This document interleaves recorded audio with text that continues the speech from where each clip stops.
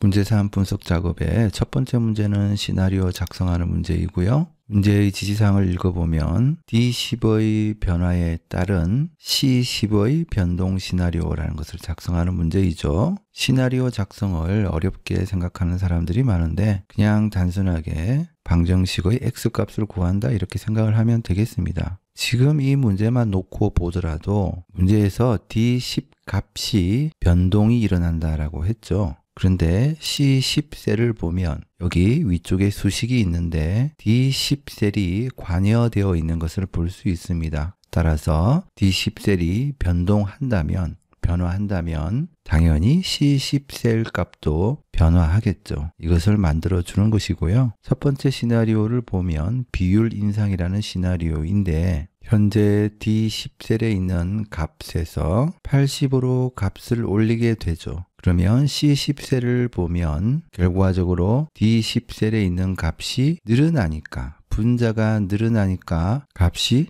증가하겠죠. 그러니까 비율 인상이다 이렇게 시나리오를 명명하게 된 것이고요. 같은 원리로 D10의 값을 줄이면 당연히 C10셀의 값이 감소하겠죠. 왜냐하면 분자 값이 줄어드니까 그렇게 되는 것입니다. 어떻게 보면 굉장히 단순한 논리죠. 시나리오 작성을 할 때는 변동할 값에 이렇게 포인트를 두고 작업을 하면 조금 더 편리합니다. 시나리오 기능을 이용하려면 데이트 탭에 가서 왠지 뭔가 가상 분석을 해야 될 것 같죠. 가상 분석에서 시나리오 관리자라는 것을 클릭하면 됩니다. 문제에서도 시나리오 관리자 기능을 이용해라 라고 했기 때문에 선택을 해주면 되겠고요. 정의된 시나리오가 없다라고 나오네요. 자, 추가 눌러서 첫 번째 시나리오 이름을 정의해주면 되는데 자, 이전에 시나리오 관리자에 들어가기 전에 문제에서 이름부터 정의를 해줘야 됩니다. 자, 우선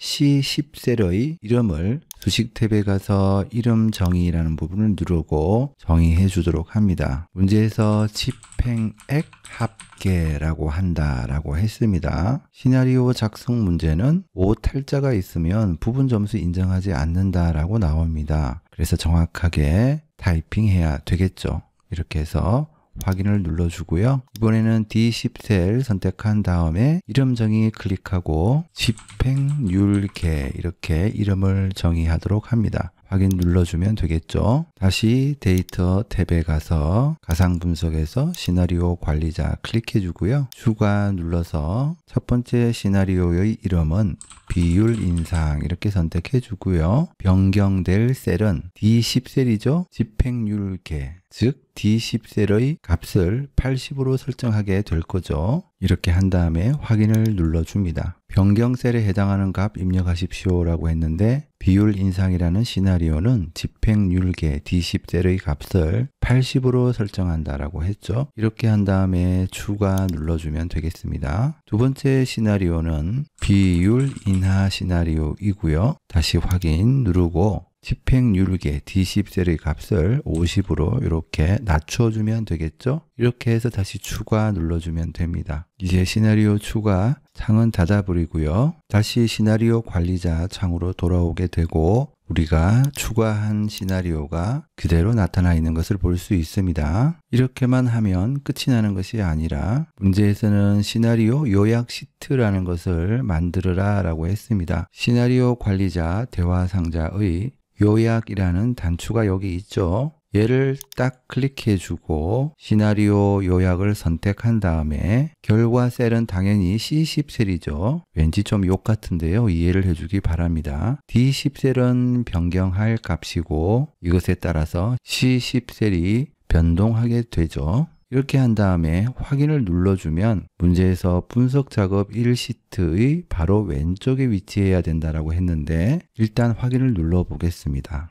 자, 이렇게 누르게 되면 특별히 어떤 작업을 하지 않더라도 분석 작업 1시트의 왼쪽에 디폴트 값으로 위치하게 됩니다. 이렇게 시나리오 요약 보고서라는 것이 만들어졌고요. 잘 살펴보면 현재 값에 따른 집행액 합계가 이렇게 있는데 이 값보다 값을 증가시키면 당연히 집행액 합계가 늘어나겠죠. 왜냐하면 분자 값이니까 줄이면 현재 값보다 줄어들겠죠. 단순한 방정식을 시나리오로 구현하는 것에 불과하다. 이렇게 쉽게 생각하면 되겠습니다. 이렇게 작업을 완료하면 되겠고요. 그 다음 분석 작업의 두 번째 문제는 정렬 기능이라는 것을 이용해서 정렬하는 문제인데요. 정렬 기능을 이용하려면 정렬하려는 표의 데이터에 포인트를 가져다 두고 데이터 탭에서 정렬이라는 부분을 클릭해 주면 됩니다. 이렇게 처리한 다음에 정렬 기준을 선택해 주면 되는데요.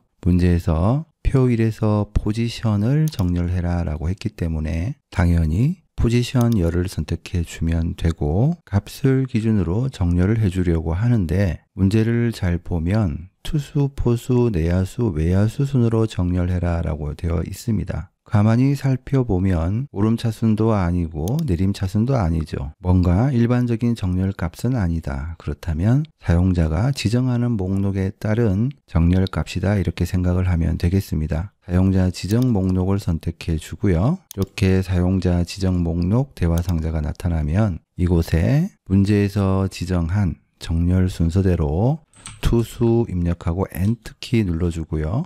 포수 엔터, 내야수 엔터, 외야수 이렇게 해준 다음에 추가 눌러줍니다. 그러면 사용자 지정 목록에 이렇게 추가된 것을 볼 수 있죠. 정렬 순서대로 잘 추가가 되었다면 확인 눌러서 정렬 기준을 잡아주면 되고요. 그 다음 잘 보면 동일한 포지션인 경우 예를 들어서 우리가 이 상태에서 확인을 누르게 되면 우선 투수끼리 이렇게 모이게 되겠죠. 이때 투수라는 부분을 잘 살펴보면 이렇게 가입기간이라는 부분에 셀 색이 들어가 있는 부분을 확인할 수 있는데 같은 포지션인 경우에는 셀 색이 들어간 이 부분이 위쪽에 정렬되도록 순서를 맞춰줘라 라고 문제에서 지시했습니다. 그렇다면 우선 포지션 열에 대해서는 정렬이 되었으니까 그대로 두고 새로운 기준을 하나 추가해 주면 되죠. 다음 기준은 당연히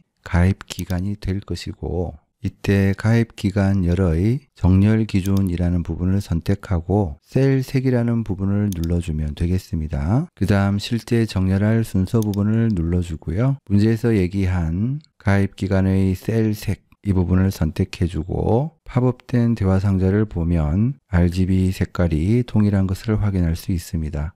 얘를 이렇게 클릭해주면 되겠습니다. 이렇게 한 다음에 확인 눌러주면 정렬이 완료되겠죠. 문제에서 지시한 대로 투수, 포수, 내야수, 외야수 순서로 정렬이 되었고요. 예를 들어 같은 내야수 안에서는 셀 색이 RGB 코드에 만족하는 경우 위쪽에 표시된 것을 볼 수 있습니다. 이렇게 정렬 순서를 완료해 주면 되겠죠.